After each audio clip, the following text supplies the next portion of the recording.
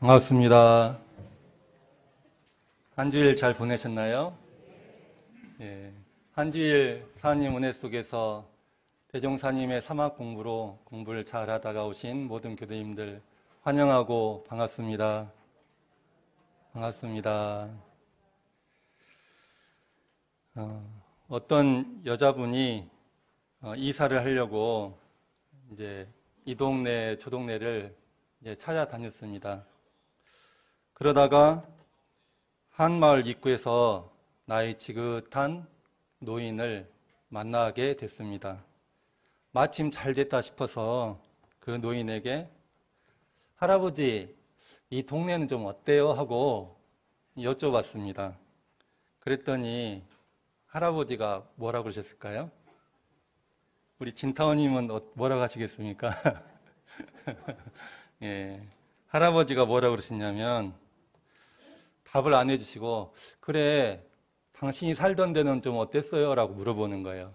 그러니까 아유, 그 전에 살던 데는요, 건물도 막 촌스럽고 있을 것도 없는 게 너무 많고 사람들도 영 마음에 안 들었어요. 그래서 제가 이사하려고 찾아다니는 중입니다 라고 했어요. 그랬더니 할아버지가 하는 말씀이 뭐 사람 사는 게 다 거기서 여기죠, 뭐 여기도 마찬가지예요 그러는 거예요. 그래서 이제 좀 실망을 하고 이제 돌아서서 오는데 마침 또 그 순간에 어떤 여자분이 한 분 오셔가지고 그 할아버지한테 또 똑같이 물어보는 거예요. 할아버지, 이 동네는 어때요? 물어봤어요. 할아버지가 또 뭐라고 했을까요? 또 역시나 똑같이 그래, 당신이 살던 데는 좀 어땠어요? 라고 물어보는 거예요. 그러니까 그 아주머니가 하는 말이 아이고, 그 동네도 참 좋았죠. 사람들도 좋고 다 좋았는데 제가 직장 때문에 이사를 해야 되지 뭐예요? 그래서 집을 알아보고 있는 중이에요 라고 했어요. 그러니까 할아버지가 빙그레 웃으시면서 하는 말씀이 그렇군요. 사람 사는 게 다 똑같죠. 이 동네도 좋아요. 사람들도 좋고요. 이렇게 대답을 하시는 거예요. 오늘 설교 주제는 내가 어디를 가든 거기엔 내가 있다입니다. 살다 보면 우리가 이사를 하고 싶을 때가 있죠. 그럴 때가 있습니까? 없습니까? 남편을 바꾸고 싶을 때가 있지요. 그럴 때가 있어요? 없어요? 솔직히 한 번도 없었다. 손 들어보실 수 있는 사람이 있어요? 그러면 남편들도 그러죠. 누구는 없었까니? 예. 우리가 바꾸고 싶을 때가 있습니다. 이사를 가고 싶을 때가 있어요. 그것이 사람이 사는 것인데요. 어떤 교무님이 그러시더라고요. 교당을 짓고 빚이 이제 다 갚았는데 1억이 남았어요. 이게 이제 발령기가 되긴 했어요. 인사 시기가 되긴 했는데 1억이 있어서 인사를 딱 썼어요. 그래가지고 세임제 갔더니 뭐가 기다리고 있을까요? 4억이 기다리고 있더래요. 예, 내가 어디를 가든 누구를 만나든 거기에는 항상 뭐가 있다? 내가 있어요. 그리고 내가 변하지 않으면 어디에 가든지 내 카르마, 나의 업보는 어때요? 반복된다는 것이죠. 우리가 인생을 바꾸고 싶습니다. 그렇죠. 남편을 바꾸고 싶고 부인을 바꾸고 싶고 아들, 딸을 바꾸고 싶어요. 그러면 어떻게 해야 돼요? 이사를 가면 될까요? 예. 남편을 바꾸면 될까요? 예. 우리가 인생을 바꾸고 싶다면 진리에 철들면 바깥으로 달려가는 걸음을 멈추고 자기로 돌아가야 됩니다. 인생을 바꾸는 길은 바깥에 있지 않고 나를 바꾸는 데 있기 때문입니다. 그래서 종교의 길은 어떤 성자가 나시더라도 철저하게 자기로부터의 혁명, 안으로부터의 혁명을 일관되게 말씀하시는 것입니다. 정전 이론상의 진리절에 처음에 이렇게 말씀하십니다. 이론은 우주만이의 본원이며 재불재성의 시민이며 일체 중생의 본성이며. 여기서 이제 재불재성의 시민이라는 말이 나오죠. 마음 도장. 예. 부처님의 마음 도장이라는 것이죠.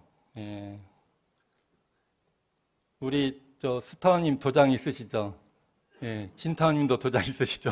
제일 앞에 계셔서. 예. 도장 없으시면 없으시죠? 다 자기 인감 도장 하나는 갖고 계시죠? 예. 제 인감 도장에는 뭐라고 새겨져 있을까요? 김보명이라고 새겨져 있습니다. 예. 근데 그 도장을요, 김보명이라고 새겨진 도장을 제가 여기서 딱 찍어요. 그럼 뭐라고 나올까요? 김보명 이렇게 나옵니다. 그러면은 제가 저기 서울 가서 찍어요. 그러면 어떻게 나올까요? 김보팔 이렇게 나올까요? 뭐라고 나와요? 김보명이라고 나오죠. 저기 미국 가서 찍으면 어떻게 나올까요? 그러면 잉글리시로 나올까요? 김보명이라고 나오죠. 그러면 오늘 찍으면 그렇게 나오는데 한 10년 후쯤에 찍으면 다르게 나올까요? 똑같이 나오죠. 예. 내가 어디를 가서 찍으나 누구를 만나서 찍으나 언제 찍으나 똑같이 뭐라고 나와요? 김보명이라고 나옵니다. 마음 도장이 이와 똑같아요. 내가 내 마음에 새겨져 있는 그 그대로 이 사람을 만나도 그것이 나오고 저 사람을 만나도 그것이 나오고 이런 상황을 만나도 그렇게 나오고 저런 상황을 만나도 그렇게 나와요.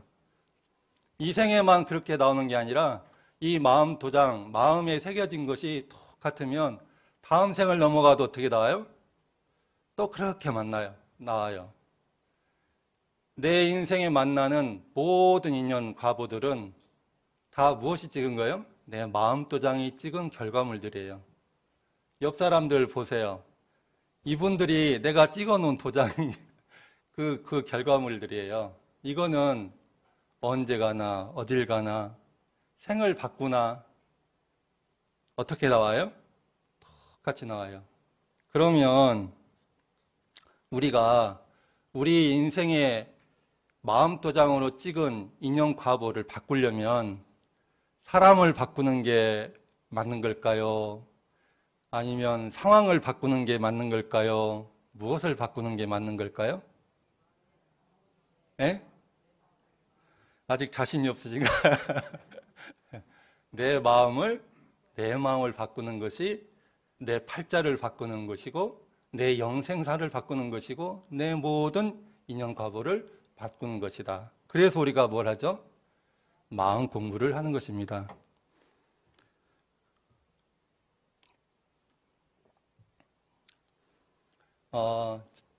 저는 생긴 게 좀 착하게 생겼죠.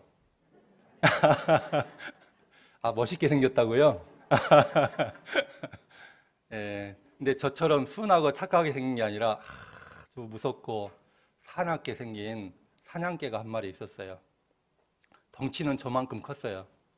그런 사냥개가 어느 날 어슬렁거리다가 해질녘 무렵에 왕궁 안으로 실수로 들어가 버렸어요. 근데 그 왕궁 안에 어떤 집이 많이 있잖아요. 그 어떤 집으로 탁 들어갔는데 세상에나 다음날 가보니까 그 왕궁 안에 그 집에는 그 누구도 있지 않았고 그 어떤 동물도 있지 않았고 아무도 들어간 적이 없고 오직 그 개만 혼자 있었는데 그냥 죽어버린 거예요. 아침에 가서 보니까. 왜 죽었을까요? 아니 이렇게 험악하고 싸납고 그런 사냥개인데 누구한테 물려 죽지도 않았고 아무 일도 없었는데 독약을 먹는 것도 아닌데 왜 죽었을까요? 그 왕궁의 그 건물에는 신기하게도 모든 벽면에 거울이 있었어요. 근데 사냥개가 탁 들어가서 거울을 탁 보니까 뭐가 보여요? 아니 어떤 시커매가지고 눈을 험악하게 생긴 그 짐승이 자기를 쫙 이렇게 노려보고 있는 거예요. 그러니까 그 사냥개가 어떻게 했을까요? 자기도 눈에 더 힘을 주고 으라랑 하고 본 거예요. 그러니까 거울 안에 그 짐승이 어떻게 했을까요? 그러니까 그 자기가 더 힘을 주고 이렇게 봤더니 그 거울 속에 그 짐승이 더 힘을 주고 이렇게 보는 거예요. 그러니까 어때요? 아이고, 이러다 안 되겠구나. 나는 더 해야지 하고 더 이제 막 힘을 주고 밤새 눈에 힘을 줘서 하면서 그렇게 지저대다가 기진맥진 해가지고 지풀에 죽은 거예요. 네. 만약에요, 그 사냥개가 지혜가 있어가지고 탁 들어갔더니 거울 속에 개가 자기를 탁 누려보고 있었을 때 지혜가 있어가지고 나네 하고 빵꾸 웃었으면 어떻게 됐을까요? 죽을 일이 없었겠죠. 내가 팡긋 웃었으면 거울 속에 그 사냥개가 나를 보고 팡긋 웃었을 거예요. 그래요, 안 그래요? 그러면 거기서 편안히 하룻밤 묵고 나왔을 거 아닙니까? 내가 웃으면 거울 속에 내가 따라 웃습니다. 이게 우리 인생의 이치예요. 내가 웃으면요, 세상이 나를 따라서 어떻게 해요? 웃습니다. 사하님은 어떤 진리를 갖고 계시냐면 내가 지은 그대로 감응하시는 인과의 진리를 갖고 계세요. 지은 대로 감응이 되어 돌아오는 것, 이것이 인과의 진리 아닙니까? 다 함께 말해볼까요? 세상은, 좀 크게 해보세요. 세상은 내 거울이다. 경계는 내 거울이다. 그렇다면 세상이 내 거울이고 경계가 내 거울이면 우리 인생을 근본적으로 바꾸려면 무엇을 바꿔야 할까요? 거울을 바꿔야 될까요? 아니면 나를 바꿔야 될까요? 거울을 바꾸신다는 분 누구 계신가요? 한 분도 없으시죠? 우리가 마음 공부 잘 합시다라고 인사를 하죠. 우리 원불교인의 인사는 마음 공부 잘 합시다예요. 그러면요, 이때의 마음은 누구의 마음일까요? 자, 제가 객관식으로 말씀드릴게. 한번 손을 들어보세요. 1번, 남편 마음을 공부시키는 거다 하시는 분. 2번, 아니야, 부인 마음을 공부시키는 거다라고 하시는 분. 없으시네요. 며느리 마음을 공부시키는 거다라고 생각하시는 분. 자, 4번, 아니다, 내 마음을 공부해서 내가 변화해야 된다라고 생각하시는 분 손 들어보세요. 안 드신 분은 마음속으로 드신 거죠? 네. 옛날에 스님 중에 유명한 스님들이 많았는데 마조 스님이라는 분이 계셨어요. 근데 하루는 이제 이 마조 스님이 깨달음을 얻기 전에 이제 젊은 수행승일 때 열심히 정진하려고 좌선을 열심히 하고 있었어요. 근데 그 옆에 그 마조 스님의 스승이 와가지고 벽돌을 들고 와서 탁 이렇게 갈고 있는 거예요. 방해가 돼요, 안 돼요? 나중에 이제 짜증이 났겠죠. 그래서 스님 뭐 하세요? 그랬어요. 그러니까 뭐라고 했을까요? 아니, 벽돌 갈아가지고 거울 만들라고 그러는 거예요. 그러니까는 아니 스님, 어떻게 벽돌을 갈아서 거울을 만듭니까? 하고 물어봤어요. 했어요. 그랬더니 그 스님이 하는 말이, 그래? 그러면 너는 왜 뭐 하려고 거기서 이렇게 앉아가지고 좌선을 하고 있느냐라고 물어봤어요. 뭐라고 할까요? 저 좌선해가지고 성불하려고요. 그랬어요. 그래? 아니, 그러면은 벽돌 갈아서 거울을 못 만드는데 좌선해가지고 어떻게 성불을 하느냐. 이 사람이 충격을 받은 거예요. 좌선은요, 선의 방법 중에 하나 있죠. 방법이에요, 좌선은. 좌선의 진리를 모르고 선의 진리를 모르고 그냥 앉아서 팍 한다고 해서 성불하는 건 아니죠. 우리는 삶을 바꾸기 위해서, 내 삶을 복되게 하기 위해서 마음을 공부합니다. 그런데 내 삶을 바꾸고 싶다면, 나를 바꾸고 싶다면 제일 먼저 해야 될 것이 무엇일까요? 네? 마음을 공부해서 내 삶을 변화시키고, 나를 변화시키고, 내 가정을 변화시키고, 세상을 변화시키려면 제일 먼저 해야 될 게 뭘까요? 이것을 하질 않고, 이것이 되질 않고, 경전을 몇십 년 보고, 앉아서 좌선을 몇십 년 하고, 기타 등등을 몇십 년을 하고, 교당을 짓고, 막 불사를 해도요, 이것이 되질 않으면 자기 소무공덕이라, 진짜 자기 마음의 변화, 인생의 변화, 가정의 변화는 되기가 참 어려워요. 자, 이것이 뭘까요? 맞추신 분은 제가 좋은 선물 드리겠습니다. 그러려면 뭘 해야 되냐면요. 마음의 손가락을 이렇게 해야 됩니다. 이렇게.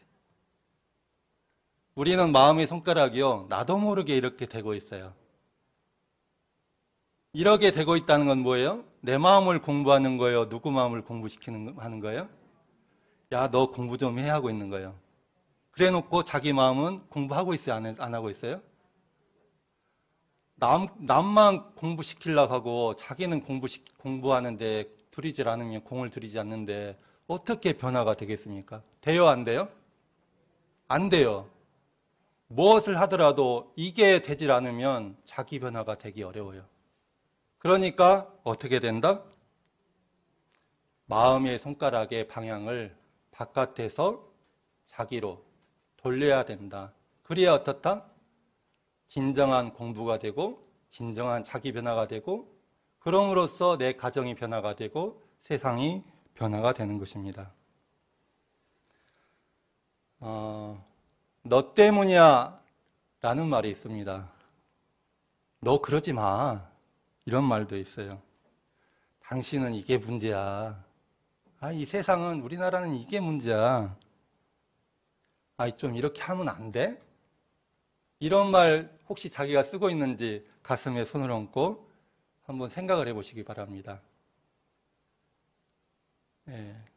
이 말을 내가 하고 있다면요, 어떤 증거냐면 내 마음의 손가락이 바깥을 향하고 있다는 것입니다. 어떤 경계를 당하면요, 공부인은 어떻게 되냐? 그래, 나 때문이야 라고 자기로 돌아가야 돼요. 어떤 상황이 되더라도 내 마음이 요란해졌다. 그러면 그것은 누구 책임이에요? 내 책임이에요. 그렇게 될 때 비로소 법마상전이 되는 것입니다. 이 마음의 손가락의 방향을 바깥에서 자기로 돌리는 것을 좀 멋지게 한자로 6글자로 대종사님께서 말씀해 주신 게 있어요. 이게 뭘까요? 초기 경전에 딱 이게 제일 첫 면에 장식이 되어 있어요. 그게 뭐냐면 통만법, 명일심. 같이 해볼까요? 통만법, 명일심. 네. 이걸 해석해 보면 이렇습니다. 마음법을 통하여다가, 같이 해볼까요? 마음법을 통하여다가 내 마음을 밝히라.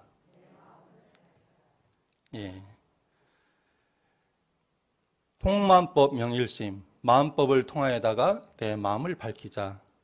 이게 다른 말로 현대식으로 해석하자면 마음의 손가락을 나에게로 가져오자, 이 말씀입니다. 우리가 설날이 되면, 애기들이 이제 딱 설날이 되면 세배를 하잖아요. 그죠? 세배를 하면 덕담으로 한마디씩 어른들이 하시잖아요. 진타님 뭐라고 하십니까, 그럴 때? 복 많이 받아라 라고 하죠. 그죠? 근데 우리가 원불교를 다니면서 인과이치, 불생불멸과 인과봉이치를 다 공부하고 보면 이 인사가 좀 덕담이 달라져요. 뭐라고 할까요? 인과가 뭐예요? 지으면 받는 거잖아요. 그러니까 어떻게 해요? 복 많이 받아버리면 그 이제 손해잖아요. 그러니까 우리는 뭐라 그래요? 복 많이 지어라 라고 하죠. 그런데요, 여기서 또 다음 단계가 있습니다. 그게 뭐냐, 우리가 사하님의 진리를 알고 법신물 이론상의 진리를 알게 되면 요 멘트가 또 달라져요. 어떻게 달라질까요? 복을 많이 지어라, 아니 복을 많이 받아라겠다가 복을 많이 지어라겠잖아요. 그 다음은 어떻게 바뀌냐면 복문을 잘 열어라 이렇게 달라집니다. 뭐라고요? 복문을 잘 열어라. 왜냐, 물고기가요 어디서 살까요? 혹시 물고기가 어디 사는지 아시는 분? 너무 당연하죠. 물속에서 살아요. 그죠? 그럼 우리는 어디 속에서 살아요? 네? 우리는 사하님 속에 살잖아요. 그죠? 사하님 속에 태어났다가 사하님 속에서 살다가 사하님 속에서 꼴까닥 했다가 다시 사하님 속에서 태어나기를 그렇게 영생토록 사하님 속에 살아가잖아요. 그러니까 우리는 늘 은혜 속에 살아가고 내 존재 자체도 뭐예요? 내 존재 자체도 은혜로운 법신불 사하님이에요. 온통 사하님인 거죠. 물고기가요, 물을 먹으려면 어떻게 해야 될까요? 1번, 물을 만들어 가지고 와서 먹는다. 2번, 물을 사가지고 와서 먹는다. 3번, 그냥 입만 벌리면 된다. 몇 번이에요? 너무 당연하죠. 예. 물고기는요, 물 먹을 때 그냥 입만 뻥끗 하면 물이 쏙 들어와요. 예. 그러면 물고기는 물속에 살기 때문에 입만 뻥끗 하면 물이 들어오는데 우리는 복을 받으려면, 은혜를 받으려면 어떻게 해야 될까요? 예? 마음의 문만 열면 돼요. 왜냐? 이미 나도 법신물 사님이고 은혜로운 법신물 사님이고 내가 만나는 모든 사람들도 은혜로운 법신물 사님이고 이 세상 천지 만물 모든 것이 다 있는 그대로 은혜로운 법신물 사님이기 때문에 물고기가 입만 뻥끗하면 물이 들어오듯이 사람은 나는 내 마음의 문만 딱 열면 사님 은혜가 쏟아져 들어오는 거예요.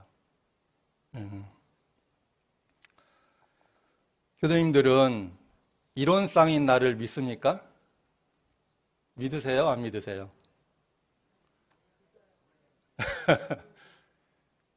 사하님인 나를 믿습니까? 이것을 믿어야 돼요. 그러면 이론상인 남편을 믿습니까? 사하님인 남편을 믿습니까? 기독교식으로 믿습니까 해야 되나? 믿습니까?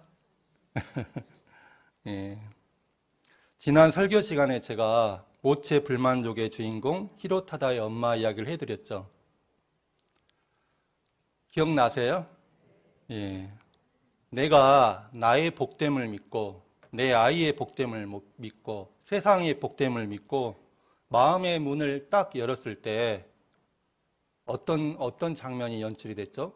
업보가 은혜가 되는 신기한 일이 생겼잖아요. 그래요, 안 그래요? 그래요. 내가 마음의 문을 열면 업보가 은혜가 되고 감사할 일들이 자꾸만 생겨나는 신기한 일들이 생겨나는 것입니다. 지금 여기 이 모습 그대로 나 자신에 대해서 마음의 문을 열어보세요. 나의 것들에 대해서 나의 남편, 나의 자식, 나의 교당, 나의 원불교, 나의 모든 것들에 대해서 마음의 문을 활짝 열어보세요. 그러면 은혜로운 사님이 자꾸만 감사할 일들을 던져주실 겁니다. 마음의 문을 연다는 건요, 어떻게 하는 걸까요? 마음의 문을 연다. 마음의 문을 연다는 건요, 어려운 게 아닙니다. 다만 분별 주착하지 않으면 됩니다. 나의 아이를 분별 주착하지 않고 있는 그대로 사랑하는 것이 마음의 문을 여는 거예요. 남편이 저녁에 술 취해가지고 막 오잖아요. 그러면 이놈의 영감탱이, 이건 문을 닫는 거예요. 술 취해가지고 막 이러고 오는 그 남편을 있는 그대로 사랑하는 것이 마음의 문을 여는 거예요. 아이가 양말을 아무 데나 막 벗어나요. 이놈의 새끼 또 말 안 듣네. 이건 문을 닫는 거예요. 아무 데다 버려놓는 그 아이를 있는 그대로 사랑하는 것이 마음의 문을 여는 거예요. 그렇게 나의 모든 것들을 분별하지 않고 있는 그대로 사랑하고 있는 그대로 감사하면 묘하게도 우리 삶에 감사할 일들이 자꾸만 생겨나게 됩니다. 그게 우리 마음의 원리고 인과의 원리고 법신물 사님의 감흥의 원리입니다. 모든 인연은 다 내 마음의 반영입니다. 내가 웃으면 세상이 웃고 내가 감사하면 사님이 감사할 모습으로 감흥하시는 것입니다. 다시 한번 같이 따라해 볼까요? 내가 어디에 가든지 거기에는 항상 내가 있다.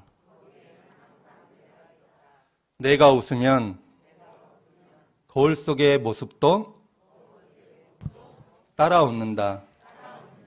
내가 웃으면 경계도 웃는다. 나의 지금 이 모습 이대로를 있는 그대로 사랑하십시오. 나의 것들을 지금 이 모습 이대로 있는 그대로 사랑하십시오.